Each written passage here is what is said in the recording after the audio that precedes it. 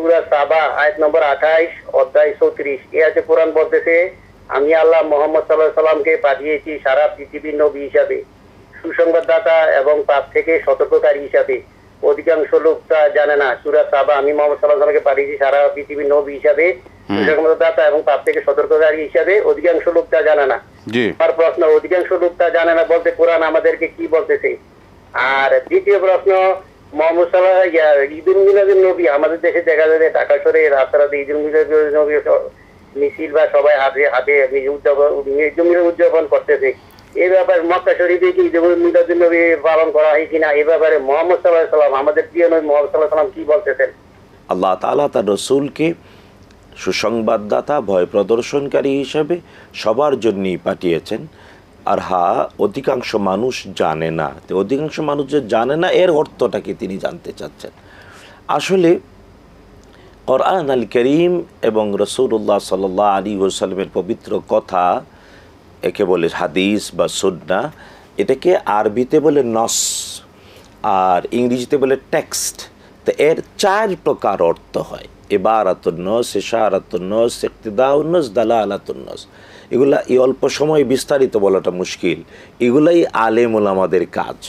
তো প্রত্যক্ষ বাস্তবতায় মানে অধিকাংশ মানুষই জানে না বা বুঝে না, এটা স্পষ্ট। কারণ রাসূলুল্লাহ সাল্লাল্লাহু আলাইহি ওয়াসাল্লাম যে সমাজে যে সময়ে পৃথিবীতে এসেছিলেন, আল্লাহ তাকে মক্কাতুল মুকাররমায় অন্ধকার যুগে 570 খ্রিস্টাব্দে জন্ম দিয়েছিলেন। 40 বছর বয়সে তার উপরে প্রথম ওহী আসে। তারপর রাসূলুল্লাহ সাল্লাল্লাহু আলাইহি ওয়াসাল্লাম 13টি বছর মক্কায় থাকেন, মক্কায় দাওয়াত দেন, কিন্তু অধিকাংশ মানুষ তখন তাকে বিশ্বাস করেনি, প্রত্যাখ্যান করেছেন। আউযুবিল্লাহি মিন যালিক। পরে মদিনায় গেলেন। মদিনা থেকে আলহামদুলিল্লাহ, মদিনায় যাওয়ার পরে ইসলামের বিজয় সূচিত হলো। তখন আলহামদুলিল্লাহ দলে দলে মানুষ ইসলাম কবুল করলো। কিন্তু রাসূলুল্লাহ সাল্লাল্লাহু আলাইহি ওয়াসাল্লাম এই পৃথিবীতে বেঁচে থাকা অবস্থায় পৃথিবীর অধিকাংশ মানুষই তাকে জানতো না, চিনত না বা মানে নাই। এটাই হলো কোরআন আল কারীমের আয়াতের প্রত্যক্ষ বাস্তবতা। দ্বিতীয় হলো যে রাসূলুল্লাহ সাল্লাল্লাহু আলাইহি ওয়াসাল্লাম পৃথিবী থেকে বিদায় নেওয়ার পরে তো ওমর ইবনুল খাত্তাব রাদিয়াল্লাহু তাআলা মুসলিম জাহানের খলিফা, তখন অর্ধেকটা পৃথিবী মুসলমানদের শাসনের অধীনে আসছিল।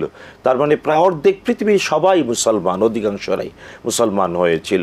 ধীরে ধীরে এই সংখ্যাটা বেড়েছে আলহামদুলিল্লাহ। যদিও বর্তমানে পৃথিবীর 3য় বৃহত্তম মুসলিম মানে সংখ্যাগরিষ্ঠ জনসংখ্যা হলো মুসলিম, 3য় বৃহত্তম মুসলিম সারা পৃথিবীর বাস্তবতায় মুসলমানরা 3য় অবস্থানে।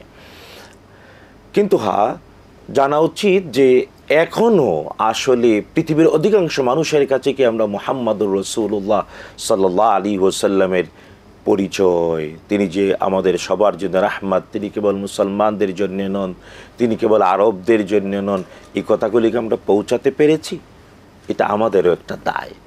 তবে রাসূলুল্লাহ সাল্লাল্লাহু তাআলা আলাইহি ওয়াসাল্লামকে আল্লাহ তাআলা ভয় প্রদর্শনকারী, সুসংবাদদাতা হিসেবে সবার জন্য পাঠিয়েছেন।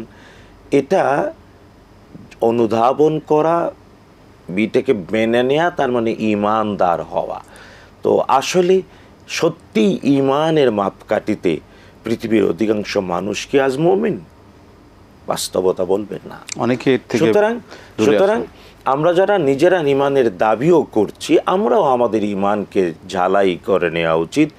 এই জন্য নজরুলের বিখ্যাত একটা কবিতা আছে, ঈমান ঈমান করো রাত দিন, ঈমান কি এত সোজা, ঈমানদার হয়ে কি কেহ বহে শয়তানি বুঝা। শোনো মিথ্যুক, এই দুনিয়ায় পূর্ণ যার ঈমান, ঈমানদার সে টলাইতে পারে ইঙ্গিতে আসমান।